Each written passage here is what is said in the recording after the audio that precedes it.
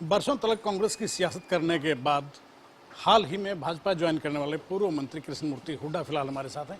हुड्डा साहब ने आज रोहतक में प्रेस कॉन्फ्रेंस की है और अक्सर देखा जाता है कि भूपेंद्र सिंह हुड्डा पर कृष्णमूर्ति हुड्डा खासे हमलावर नजर आते हैं। आज भी बिल्कुल ऐसा ही हुआ। ऐसी क्या नाराजगी है हुड्डा साहब? नाराजगी कोई नहीं है, पॉलिटिक्स है। वो कांग्रेस पार्टी में, मैं भाजपा में हूँ। उन्होंने जो गलत काम किए हैं मैं उनको एक एक करके उजागर करता हूँ। 10 साल का उनका शासन रहा, आपको पता जिस प्रकार से वहाँ खर्ची पर्ची का बोलबाला था और जिस प्रकार से गांव के अंदर सिर्फ 2 आदमी पूरे गांव का फैसला करते थे। 2 आदमी ठेकेदार होते थे पूरे गांव के, वो जिसका कहते थे उसका काम होता था, जिसका नहीं कहते थे नहीं काम होता था। और जिस प्रकार से 1982-83 की बात है कि भूपेंद्र सिंह हुड्डा के परिवार ने अपने गांव में, अपने ठोड़े में, ठोड़ा शामला जमीन थी जो गांव की पंचायती जमीन थी, पाना शामला, तो वो जमीन पे कब्जा कर रखा था। 40 साल तक कब्जा करे रखे। वो लोग कोर्ट में गए, कोर्ट में जीत के आ गए। जब वो लोग 1982-83 की बात है, जब वो लोग कब्जा लेने आए, गांव के लोग उसका फैसला इंप्लीमेंट करने आए कोर्ट का, तो उनके ऊपर गोलियां चलाई गई, उनके ऊपर फरसे चलाए गए, उनको बुरी तरह से घायल किया। और उस मारने में भूपेंद्र सिंह हुड्डा स्वयं शामिल थे। लेकिन हुड्डा साहब एक बात बताइए, ये करीब 40-42 साल पुराना मामला है। अब इसको गड़े मुर्दे उखाड़ने वाली बात नहीं कही जाएगी। अब ऐसा क्या हो गया एकदम से कि 40 साल बाद आप जिक्र कर रहे हैं? आप कांग्रेस में तब आपने जिक्र नहीं किया कि कब, तब गांव याद नहीं आया आपको? मैं कांग्रेस में था जब भी करता था और मैं अब भी कर रहा हूं। उसका खामियाजा वो इनको भुगतना पड़ा। वो लगातार 5 चुनाव हारे, 5 चुनाव हारे। 6ठा चुनाव मैं लड़ा गड़ी इससे कलोई से, मैं चुनाव जीता। इन्होंने अगर कोई गलत काम किया तो उनको खामियाजा भुगतना पड़ा उसका। और ये बहुत बड़ी बात है। उस समय मैं चेयरमैन था हरियाणा सरकार में और रोहतक जिले में तकरीबन 1 करतारी जीती थी। रोहतक और ये एक ही होता था, रोहतक और झज्जर। और रोहतक झज्जर में 10 सीटों में से केवल 1 सीट जीती थी करतारी की।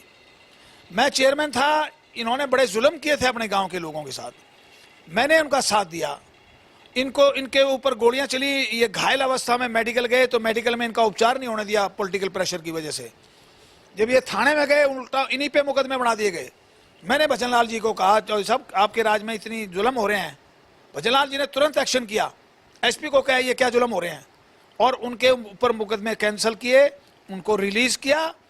और उसके बाद कुछ दिन बाद वो उस जमीन का एक एक टुकड़ा हमने किसानों को बंटवाया। आपने ये कहा एक बड़ा आरोप है, चलो जो भी रहा, कोर्ट में भी वो मामला गया।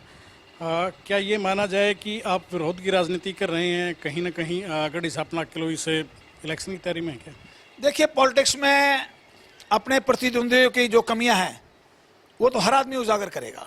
नहीं, मेरा सवाल ये है कि भाजपा की टिकट पर गढ़ी सांपला किलोई से आने वाले हैं क्या आप? अगर पार्टी मुझे चुनाव लड़ाएगी तो मैं निश्चित तौर पर लड़ने को तैयार हूँ। ये अगर कब हटेगा?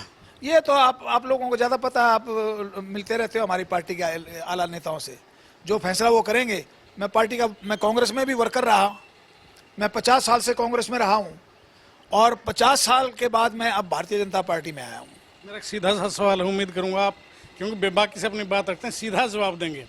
क्या टिकट को लेकर कोई डील हुई है बीजेपी के साथ? किसी प्रकार की कोई डील नहीं हुई। मैं एक ऐसा आदमी हूँ जो कि राजनीति में रह के भी सच बोलता हूँ। मैं कभी किसी के सामने झूठ नहीं बोलता। मेरी किसी प्रकार से भारतीय जनता पार्टी से कोई डील नहीं हुई है।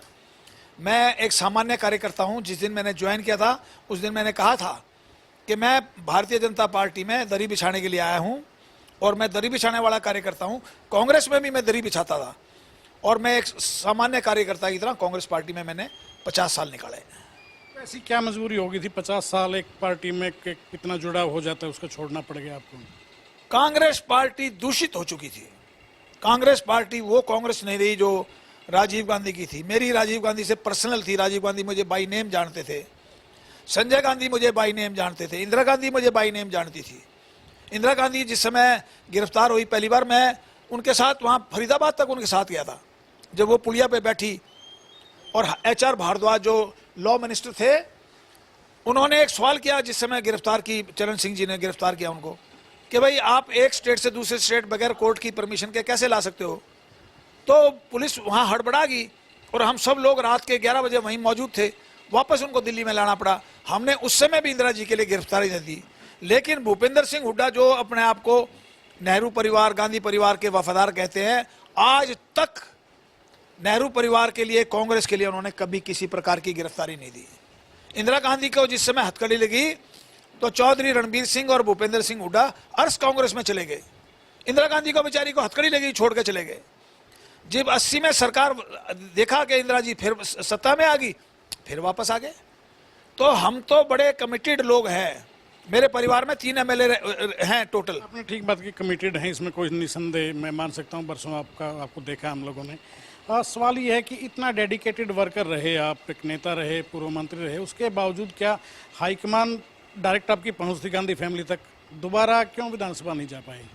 विधारा इसलिए नहीं जा पाया कि ये आगे अड़ गया। ये मैं इसको इसने मुझे चुनाव हरवाया। सेटिंग बाज है भूपेंद्र सिंह हुड्डा। ये बंसीलाल से भी सेटिंग कर ली और कहीं हमारी पार्टी में भी सेटिंग कर रहा है ये। तो इसका ये भरोसा नहीं कहाँ सेटिंग कर ले ये। पिछले दिनों किरण चौधरी का भी एक बयान आया था ऐसे ही। हाँ, किरण चौधरी जो कह रही है ठीक कह रही है। किरण चौधरी बहुत बड़ी लीडर है।